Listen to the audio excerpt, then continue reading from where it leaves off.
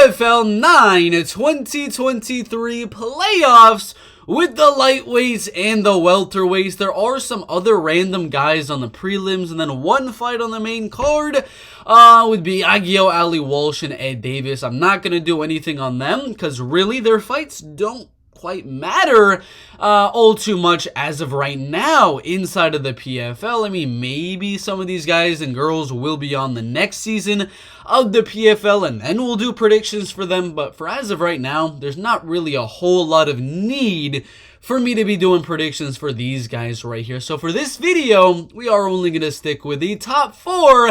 Magomed Karimov, Solomon Renfro, Sadabusi, Carlos Leal, Oliver Aubin Mercier, Bruno Maranda, as well as a banger in the main event of Clay Collard and Shane Burgos. Make sure to smash like, subscribe, and let's get into the tournament full card prediction. Not the actual full card, but just the ones that are in the PFL tournament. Let's get into the first fight.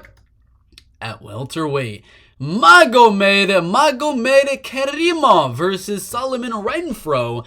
In the welterweight division, this is going to be on sort of short notice, not like super short notice, but Magomedov was originally supposed to be fighting against Magomed Karimov, and I thought that was a 50-50 fight. You flip a coin, this one literally could have gone either way. Magomed Karimov was the slight favorite at the time the fight was canceled, but Magomedov was the lengthier guy, probably the more powerful guy. Wrestling, grappling's very even.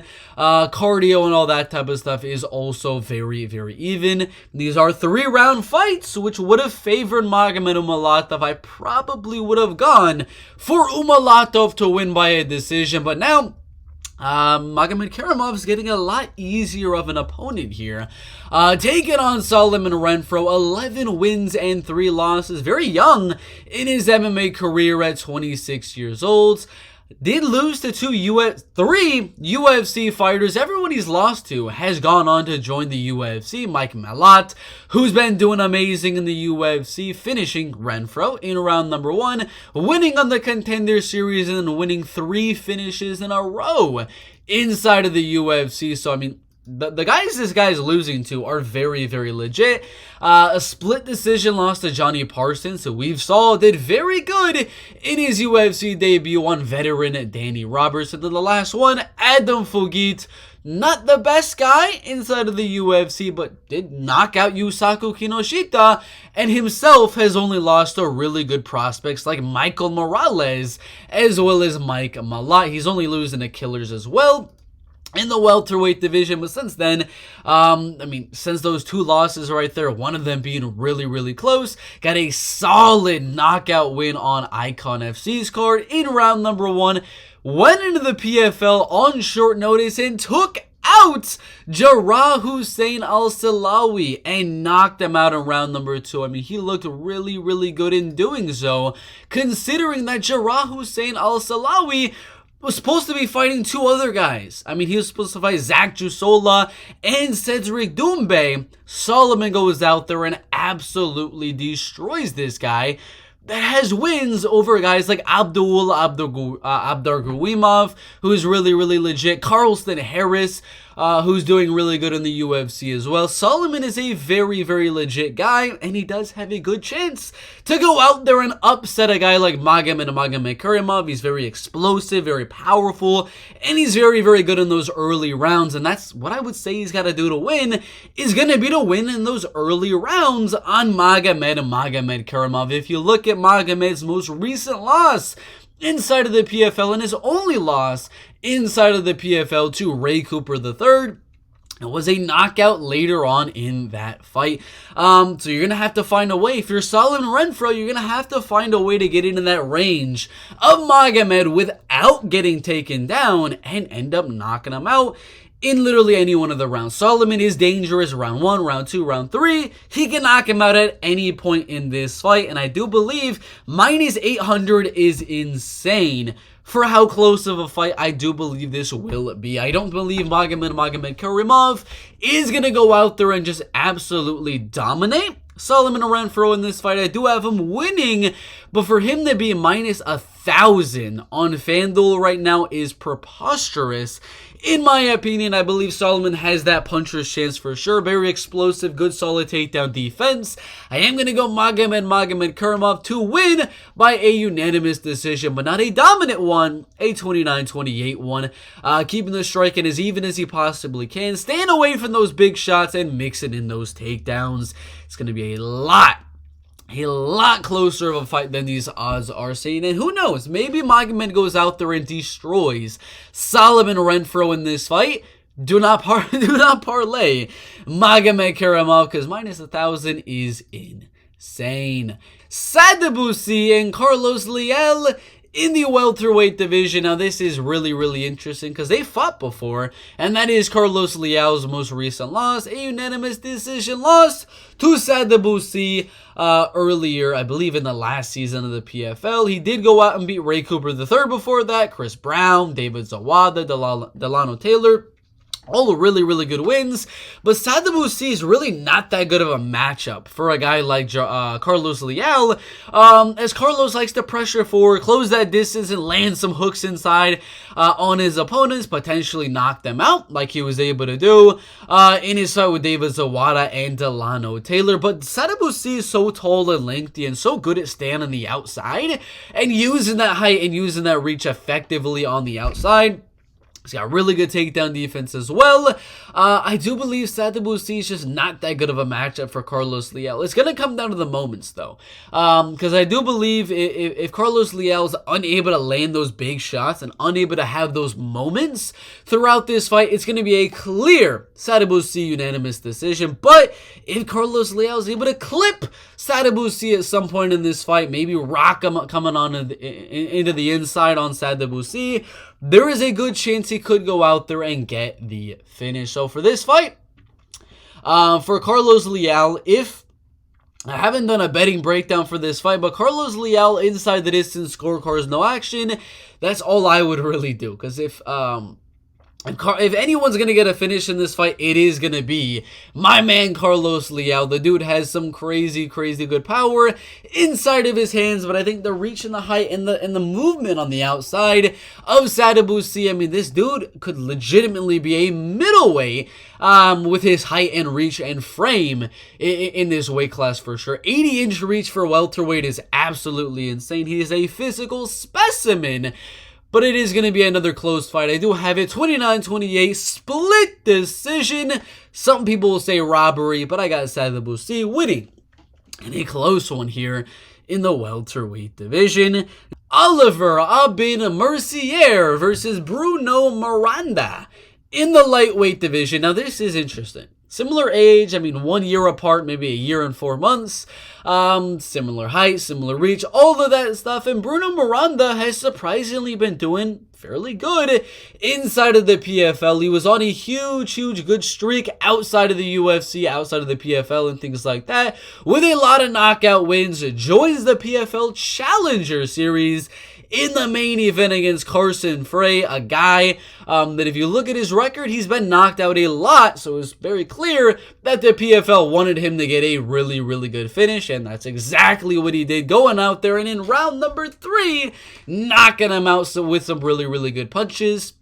Joins the PFL and takes on Ahmed Amir on the post-limbs of that card. I'm not 100% too sure if this was actually for the actual PFL, for the actual PFL playoffs and ranking system, because there was a lot of lightweight fighters on this card. 1, 2, 3, 4, 5. I would assume it probably was.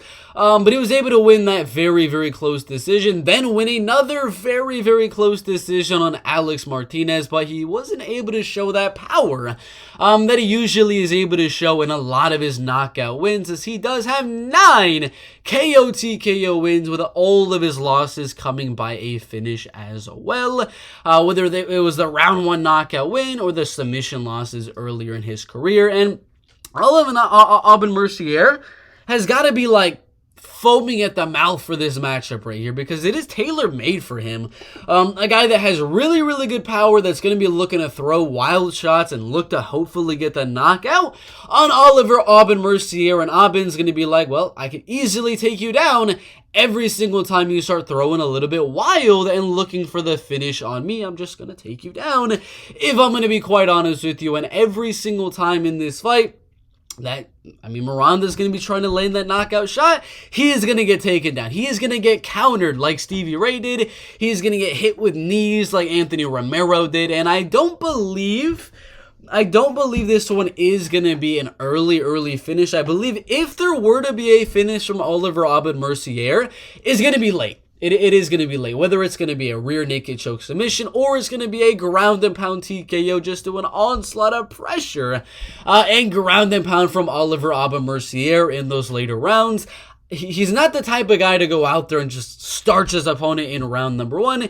He likes to pick him apart a little bit, take him down, get their cardio going a little bit, and then finish them in the later rounds or win that unanimous decision. And I'm going to go round 3, finish by a submission or a unanimous decision here for Oliver Aubin Mercier. I believe Bruno Maranda, he's a horrible match. This is a very, very good matchup for Oliver Aubin Mercier, a guy that doesn't have the best wrestling or grappling, just has some really good power and good striking in his hands. And Oliver's going to take advantage of that, take him down, and smash him on the ground, possibly even finish him in round number 3. I got round 3 submission or 30-27, unanimous decision for Oliver Aubin Mercier, who looks to go into the finals and become a 2-time PFL lightweight champ. Clay Collard and Shane Burgos in the lightweight division. I am going to go with Clay Collard to win this fight by a decision. He's surprisingly 30 years old. You heard that? 30 years old is Clay Collard. Same height, a little bit of a reach advantage going for Shane Burgos. The dude is very, very young, and he's been doing really good inside of the PFL, especially recently, just destroying Stevie Ray by knockout in round number 2, beating UFC veteran Jeremy Stevens, beating UFC champion Anthony Pettis and Joelton Luderback. Only losing really, really close fight. I believe he got robbed against Alex Martinez. I believe he got robbed against Haush Manfio. I believe the man should be pretty much undefeated inside of the PFL as of right now. He did fight in the UFC a very, very long time ago. Had a banger with Max Holloway. Beat Alex White, then lost to and got cut from the UFC. But he's very, very legit. I believe if he wins this season in the PFL, I'd love to see him back inside of the UFC because there are so many bangers that you can make with a guy like Clay Collard joining the UFC. Collard versus Michael Johnson is amazing. Collard versus Jamie Malarkey is an absolute banger versus Rafa Garcia, Ludovic Klein, Terrence McKinney, Brad Rydell, Nasra Hakbraz. There's so many bangers to be made for Clay Collard, but one of those bangers is happening today. And it is him versus Shane Burgos. This is such an amazing fight. Shane did lose a decision to Oliver Aubin Mercier. Really wasn't able to let his hands go in that fight due to the wrestling and grappling. Came back and used his own wrestling and grappling. Was able to beat Yamato Nishikawa, which was a solid win. Beat Charles Jourdain and Billy Quarantillo, which are all very, very solid wins. Lost to Edson Barbosa, but he's very good on the feet, and his wrestling and grappling has been improving very, very much since that loss to Edson Barbosa as well. And I do believe this fight, if Shane Burgos wants to win, he's going to have to wrestle. He is going to have to grapple, but I know this one's going to be a striking match. Clay Collard's wrestling and grappling defense honestly is pretty solid in my opinion, and I do believe Clay is going to defend whatever takedowns come his way, and I do believe Clay is the better striker here. I believe he's the more powerful guy. He's going to have more volume in those later rounds as well. Shane was getting picked apart by Charles Jourdain on the feet. I believe Clay Collard is better on the feet as well. This should be a very, very fun fight in the lightweight division, and I do lean Clay Collard to win a close fight of the night, unanimous decision, 29-28. Clay Collard advancing to the PFL finals to take on Oliver Aubin Mercier. That is a banger in the lightweight division. So yeah, we got Clay Collard in the main event by a decision. Oliver Robin Mercier by round 3 submission or by a decision. Sad Debussy by a very, very close split decision. And Magomed Karamov by a unanimous decision. Should be some good fights in the PFL. Yeah, like and subscribe. We'll see you in the next one.